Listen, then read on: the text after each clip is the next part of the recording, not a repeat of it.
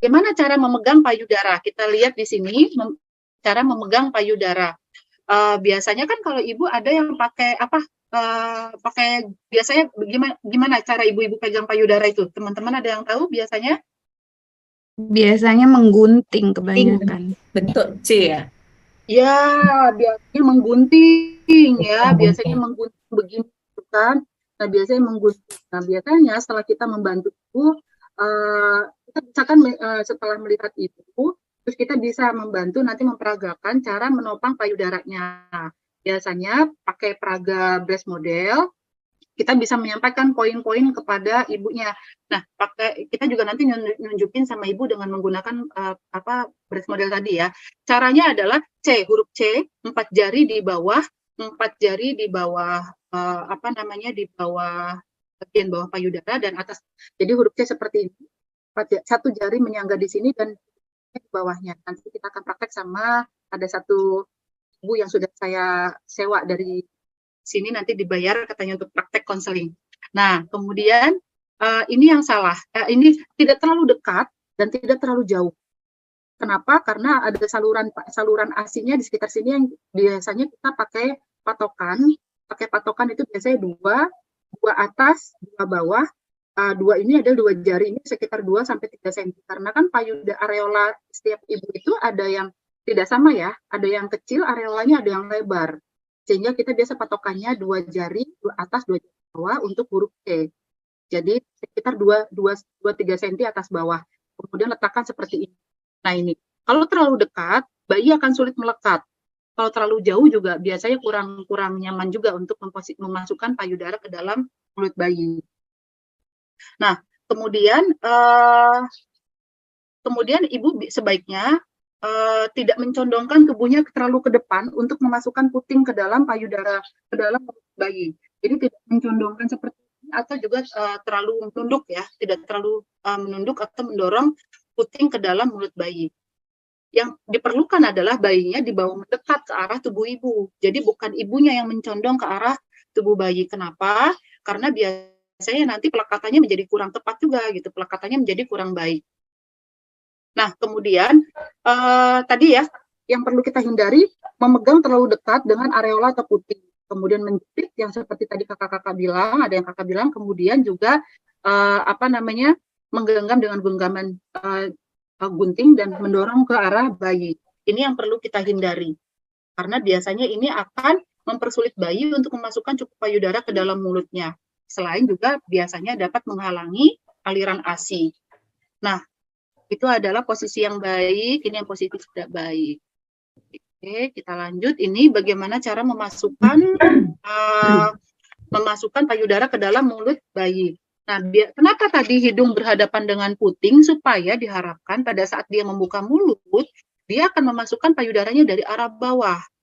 Kalau tidak berhadapan dengan puting di atasnya, biasanya dia akan memasukkan dari arah atas. Makanya kita pastikan bahwa posisi bayinya berhadapan, hidungnya berhadapan dengan puting, sehingga pada saat dia membuka mulut seperti ini. Ini seperti ini prosesnya, memasukkan sebagian besar payudara ke dalam mulut bayi dari arah bawah. Sehingga yang terlihat, yang lebih banyak terlihat adalah areola bagian mana kakak? Atas, yang bagian atas. Yes, betul. Nah, seperti ini. Dengan cara seperti ini, maka ini saluran-saluran besar ASI ini masuk ke dalam mulut bayi nih. Nah, kalau kita lihat penampangnya seperti ini. Yang kemarin dibilang sama Kak Tika, saluran ASI di anatomi payudara, nah ini masuk ke dalam. Karena kalau misalnya hanya puting, di putingnya saja, tidak masuk saluran ASI-nya. Tetapi kalau misalnya sebagian besar dari arah bawah, maka seperti ini. Oke ya. Kita lanjut. Nah, ini yang tadi disampaikan Bu Ina, cara memegang bayi dengan cara lain ya, gitu. Jadi ini ada memegang football di bawah lengan. Kalau yang posisi biasa ada yang tahu namanya istilahnya ibu teman-teman kakak-kakak semua, menggendong biasa ini apa sebutnya?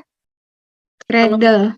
Ya, ini cradle ya, ini cradle. Kemudian kalau yang football atau underarm itu biasanya di bawah lengan seperti ini. Terlihat video saya terlihat? Video atau PPT PowerPoint agak pecah gambarnya. Agak pecah ya. Agak pecah. Dibuang ini virtual background-nya, Bu. Oh iya ya. Oh iya benar. Ya, oke kita lanjut ya. Nanti ada di grup juga sih nanti ya. Ada berlatih di grup juga bareng-bareng. Ini di bawah lengan, kemudian juga cross cradle menyilang. Kalau cross cradle itu payudara, misalnya payudara kanan, maka yang menyangga itu adalah tangan kiri. Kalau misalnya payudara kiri, maka yang menyangga adalah tangan kanan. Itu yang disebut dengan cross cradle. Manfaatnya apa? Berguna untuk bayi BBLR, prematur, dan bayi sakit. Nah, ini sangat penting ya. Jadi posisi-posisi ini bisa kita sarankan kalau ibunya punya bayi kecil atau bayi sakit BBLR. Oke, kemudian hati-hati dalam tetap 4 kuncinya tidak berubah. 4 kunci posisi dan pelekatannya tidak berubah walaupun kita mencoba dengan posisi yang lain.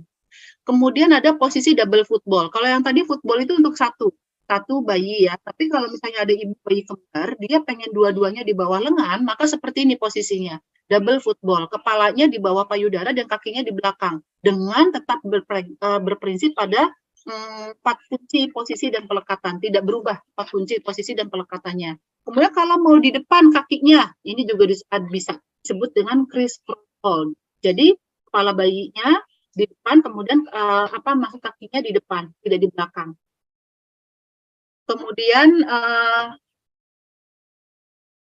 Kemudian ini posisi yang lain sambil tiduran.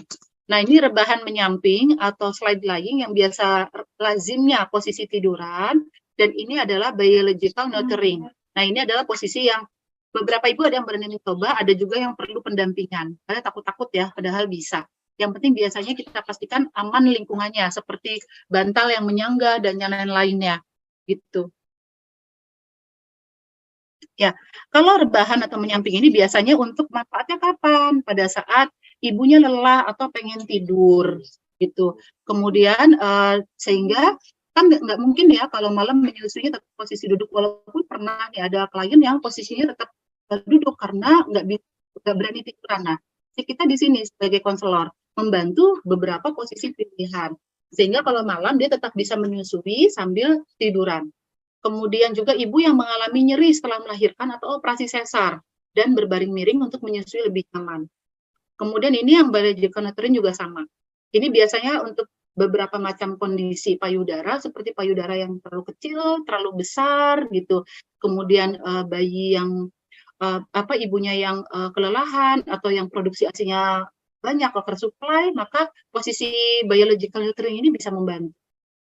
Atau yang putingnya terlalu besar juga biasanya posisi ini dapat membantu. Oke, kita lihat beberapa kesalahan menyusui yang kadang terjadi, yaitu ini ya, terlalu tinggi, duduk lututnya terlalu tinggi. Jadi biasanya bisa karena dia pakai kelas kemudian menimbulkan kaki terlalu naik, atau memang dia memposisikan lututnya dinaikin. Pernah lihat ibu yang teman-teman ada yang pernah lihat? Itu maksudnya ibunya duduk terus lututnya dia tekuk gitu ya? Iya, lututnya biasanya agak tinggi gitu kan, terus bayinya digendong untuk ya. menyangga bayinya. Ya, maksudnya ya. Gini, untuk menyangga, tapi kemudian akhirnya posisinya menjadi tidak nyaman. Atau terlalu rendah. Terlalu rendah, ibunya sampai mencondongkan badannya ke arah bayi. Jadi bukan bayinya yang ke arah ibu. Kemudian juga terlalu samping, posisi kepalanya berada di siku. Nah, kenapa kira-kira menurut teman-teman kepala ini tidak boleh berada di siku? Nanti lehernya bisa bayi tidak optimal atau menolehnya itu, sehingga ASI yang diisap juga nggak akan banyak. Ya, menelannya sakit, mungkin nggak bagus secara menelan. Ya, terima kasih. Jadi kalau terlalu di siku, itu biasanya kepala bayi menjadi menunduk untuk mengambil payudara. Kalau posisi tiduran, itu biasanya kepala bayinya ada di ketek ibu, terlalu tinggi, ke arah ketiak ibu. Sehingga nanti bayi mengambil payudara itu menunduk. Sedangkan kalau untuk minum, kita perlu kita menunduk atau tengadah? Tengadah. Nah, tunduk nggak bisa telan baik-baik.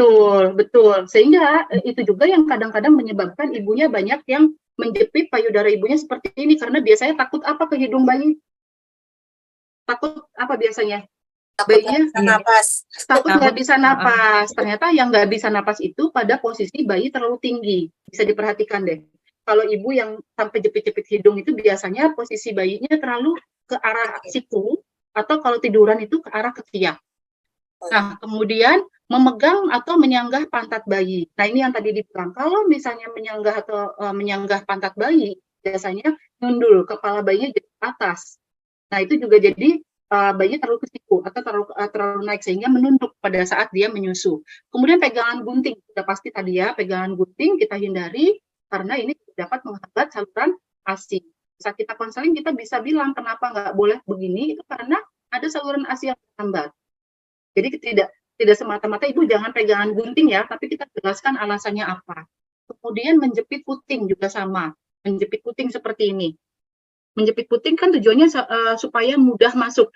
Beberapa teknik kadang-kadang kita seperti menjepit, tapi bukan menjepit, tapi mengarahkan payudara dan puting ke arah mulut bayi, tetapi tidak menjepit. Gitu. Nanti kita akan belajar di board. Posisi. Nah, setelah tadi materi dan simulasi, teman-teman, kita review lagi sebentar. Apa saja kira-kira 4 kunci posisi? Boleh dibantu? Lurus. Lurus kepala, badan Badan bayi bayi lurus. Lurus badan kepala, dekat badan dengan, bayi lurus. Dalam satu badan bayi dekat dengan tubuh ibu. Kepala dan badan bayi dalam satu garis. Badan bayi ditopang. Garis lurus. seluruhnya. Ya. bayi ditopang. Bayi digendong dekat Ditopang dengan seluruhnya, badan seluruh ibu. Badan bayi ditopang. Wajah bayi Seluruh badan bayi disanggah. menghadap Wajah bayi menghadap payudara, hidung bayi payudara, berhadapan dengan hidung puting. berhadapan puting. Terima kasih, luar biasa teman-teman ya, langsung. Kadang-kadang kita suka kebolak-balik ya, kalau kebolak-balik masih dalam satu urutan ya nggak masalah sebenarnya gitu, tetapi yang penting kebolak-baliknya bener gitu. Jangan sampai nanti kebolak-balik tapi nanti bahasanya salah gitu kan. Kemudian rangkumannya ini hasil pembelajaran kita ya, ada beberapa posisi menyusui yang dapat dimanfaatkan oleh ibu. Jadi beberapa hal yang tidak hanya satu tapi beberapa macam posisi. Kita dapat membantu ibu dengan menggunakan model boneka dan payudara. Jadi hindari untuk menyentuh langsung pada ibu dan bayi.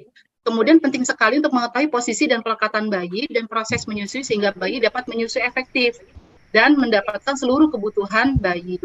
Ini adalah hasil rangkuman pembelajaran sesi kita. Nah, kemudian ada tes formatif. Boleh kita jawab rame-rame yuk. Boleh di chat, boleh. Mau buka open mic juga boleh.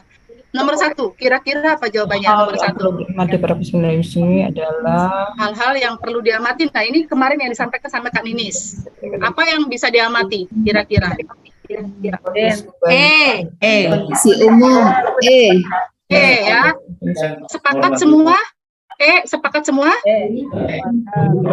Sepakat atau ada punya pendapat lain?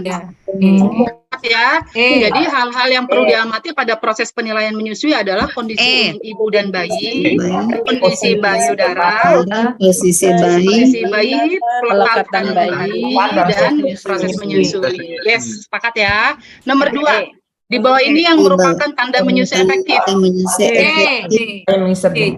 Charlie. Sepakat semua ya. Dengan dalam dan Memisah lambat. dengan dalam dan lambat. Kemudian nomor 3, apa kira-kira? menyusui posisi menyusui yang Schedule. schedule ya. Yang mana? Ayo, yang mana? Yang untuk bayi. di bawah lengan dan Posisi posisi di bawah lengan dan posisi menyilang. Ya, jadi B apa C? B. Oke ya, bebek ya. Ya, B ya. Oke, yang keempat. Yang keempat apa? A. Duduk terlalu tinggi, ya. terlalu rendah, dan jauh Terlalu rendah dan jauh menyampi. Oke, teman-teman, itu tadi aktif dan ini mengakhiri sesi kita. Terima kasih. Ada